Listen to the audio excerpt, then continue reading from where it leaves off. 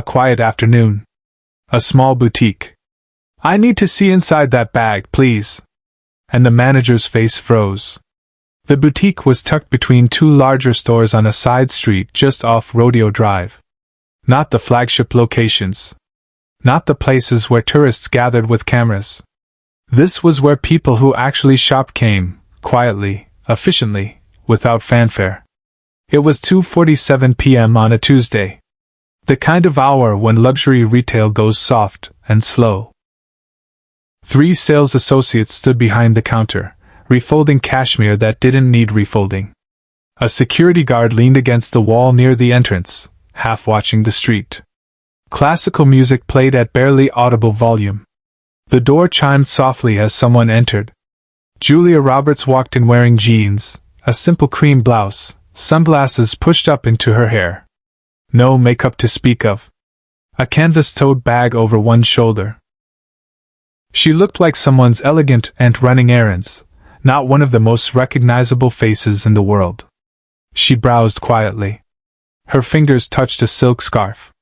She examined a pair of earrings, put them back. She was unhurried, present, the way people shop when they're not actually looking for anything specific, just filling time, enjoying textures and colors.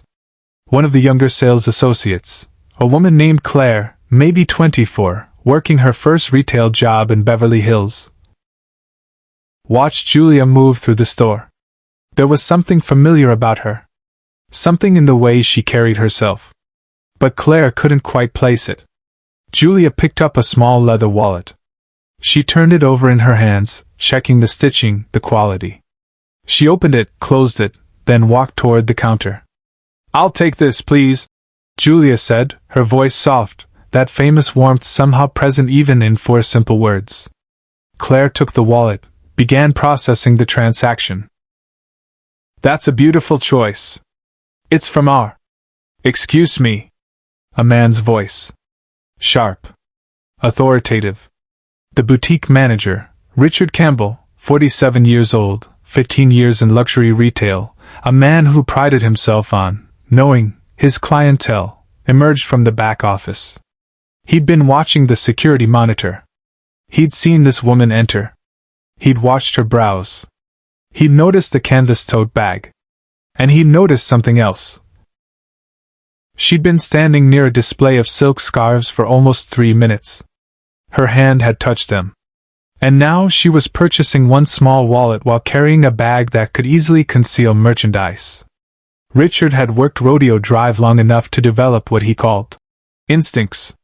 And his instincts told him something was off. "Ma'am," Richard said, walking toward Julia with practiced authority. "Before we complete this transaction, I need to verify the contents of your bag." Julia turned slowly. The smile she'd been giving Claire faded. Not dramatically. Just faded, like light going out of a room. "I'm sorry," Julia said. "Your tote bag." Richard gestured toward it. "Store policy. For purchases over $50, we verify that customers aren't carrying unpurchased merchandise. I need to see inside that bag, please." The boutique went quiet. The classical music continued playing, but it seemed distant now, irrelevant. Claire froze with Julia's credit card in her hand. The security guard straightened up near the entrance. The other 2 sales associates stopped their busy work and watched. Julia looked at Richard. Really looked at him. Her eyes, those eyes that had carried entire films, that had communicated more in silence than most people could say in paragraphs, registered something. Hurt. Understanding. Weariness. "You think I'm stealing?" Julia said. Not a question. A statement. Quiet. Factual. "I think," Richard said, his voice maintaining its professional edge, "that it's store policy. And I need you to comply." Julia didn't raise her voice. She didn't have to. She set her own handbag down on the counter. Slowly. Deliberately. Then she picked up the canvas tote and held it at chest level with both hands. "You want to see inside my bag," she said, still in that quiet voice, "because you watched me touch scarves and you're assuming I put one in here." Ma'am, I'm not assuming anything. I'm following policy. Yes. You said that. Julia opened the tote bag. She held it open toward Richard. Please. Look. Richard stepped forward. He peered into the bag. Inside, a reusable water bottle. A paperback novel, spine cracked from reading. A small cosmetics case. A folded grocery list. Car keys. A phone charger. The accumulated debris of a normal person's normal day. No scarves. No stolen merchandise. Nothing. Richard's face tightened slightly. I also need to check. My handbag? Julia finished for him. She picked it up, opened it, held it toward him with the same quiet patience. Here. Her handbag contained a wallet, sunglasses case, lip balm, a small packet of tissues, breath mints. Richard looked. His jaw set. His eyes moved from the bags to Julia's face and back again. I apologize for the inconvenience, he said, the words automatic, empty of actual apology. You're free to complete your purchase. Julia looked at him for a long moment. Then she looked at Claire, who was standing behind the counter with Julia's credit card still in her hand, her young face stricken with second-hand embarrassment. It's okay, Julia said to Claire, her voice gentle. It's not your fault. She turned back to Richard. I'd like to speak with the owner of this boutique. I'm the manager, Richard said. I'm authorized to. I asked for the owner. Something in the way she said it made Richard pause. There was no anger in her voice. No threat. Just an absolute certainty, a quiet insistence that bypassed his authority entirely. The owner isn't on site today, Richard said, his professional mask slipping slightly. But I can provide you with contact information if you'd like to. What's your name? Julia asked. Richard Campbell. Richard Campbell. She repeated it, committing it to memory. And how long have you worked in luxury retail, Richard? 15 years. 15 years, Julia said. And in those 15 years, how many people have you asked to open their bags? Richard's face shifted. Something defensive crept into his expression. I don't keep count. When the situation warrants. How many of them looked like me? The question hung in the air. Claire made a small sound behind the counter, half gasp, half understanding. One of the other sales associates looked down at her hands. I don't. Richard started, then stopped. I don't know what you're implying. I'm not implying anything, Julia said. I'm asking a direct question. In your 15 years of retail experience, when you've asked customers to open their bags for inspection, what percentage of them were women of color? Women who didn't look like your usual clientele? Women who came in wearing jeans instead of Chanel? Richard's face was changing color. Not dramatically, but perceptibly. The confident authority he'd carried moments ago was cracking. This isn't about. He struggled to find his footing. Store policy applies to everyone equally. Does it?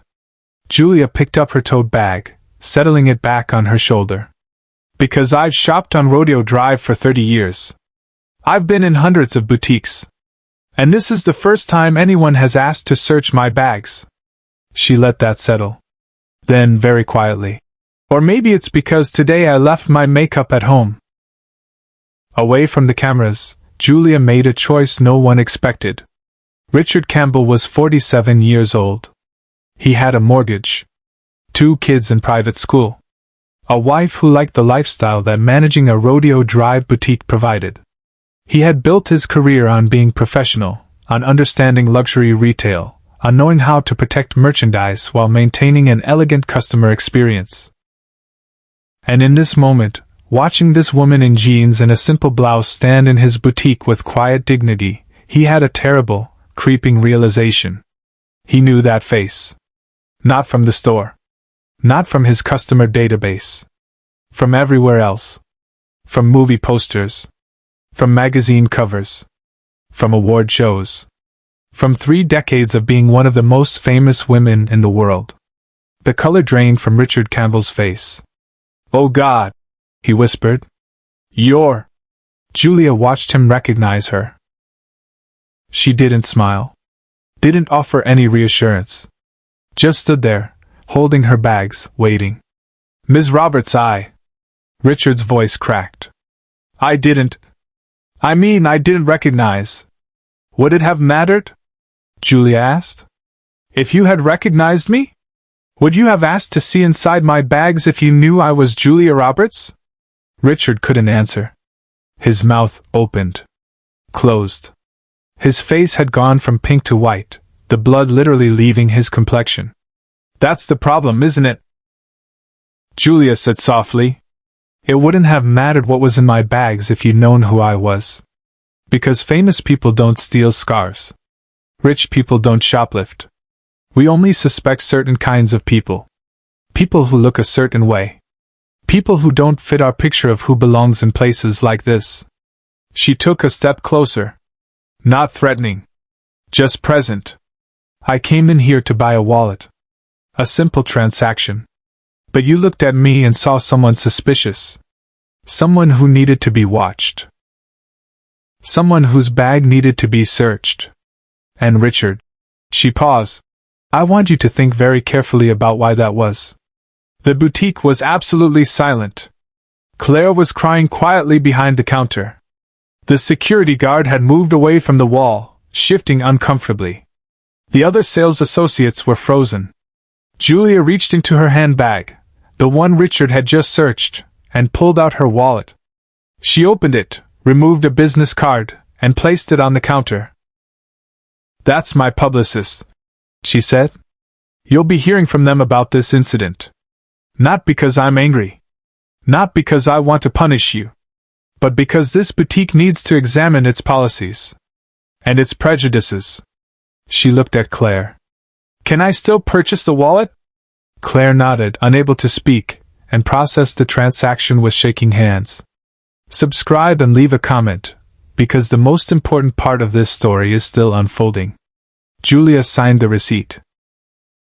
She took the small shopping bag Claire offered her. Then she turned back to Richard, who stood paralyzed, his career flashing before his eyes. "I've spent my whole life being looked at," Julia said. "Being recognized. Being judged by my appearance. Most days I'm grateful for my career. But there are days like today, when I just want to be a woman buying a wallet in a nice shop. When I want to be invisible. Normal. Just another customer." She adjusted her tote bag on her shoulder. "But you couldn't let me be that, could you? Because even without recognizing my face, you looked at me and made a decision about who I was. What I might do. Whether I belonged here." Richard found his voice, though it came out broken. "Ms. Roberts, please. I'm so sorry. I didn't mean to. This is a terrible mistake." "It wasn't a mistake," Julia interrupted gently. "A mistake is accidental. This was a choice. You chose to watch me more carefully than you'd watch someone else. You chose to demand to see my bags. You chose to assume I was guilty of something. Those were choices, Richard. Not mistakes." She started toward the door, then paused. "I want you to think about something. The next time a woman comes into this store, a woman who doesn't look like your usual clientele, who doesn't fit your picture of who shops here, I want you to remember this afternoon.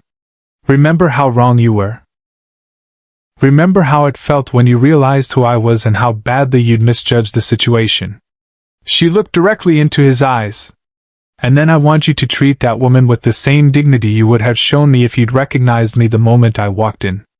Because she deserves that. Everyone deserves that. Recognition or no recognition. Fame or no fame. Everyone deserves to shop without being suspected of theft simply because of how they look." But what followed stayed with everyone who witnessed it, forever. Julia walked to the door. She stopped at the threshold, turned back one final time. "Richard," she said quietly, "I won't be filing a complaint. I won't call the owner. I won't speak to the press about this." Richard's face flooded with relief. "But," Julia continued, You will. You'll tell this story to everyone you train. Every new hire. Every manager meeting. You'll explain what you did wrong and why it mattered. That's how this changes. Not through punishment. Through understanding. She looked at Claire. Keep doing good work. This wasn't your fault. Then she was gone. Richard Campbell stood in his boutique, surrounded by luxury goods, feeling the weight of 15 years of unexamined assumptions. He picked up the business card Julia had left. On the back, in her handwriting, were 4 words. Dignity isn't for sale. Share and subscribe. Some stories deserve to be remembered. 3 months later, that boutique implemented new training protocols. Richard became an advocate for anti-bias education in luxury retail. Claire eventually opened her own shop, where the first rule was simple. Everyone who walks through the door belongs there. Julia never mentioned the incident publicly. But she kept the wallet.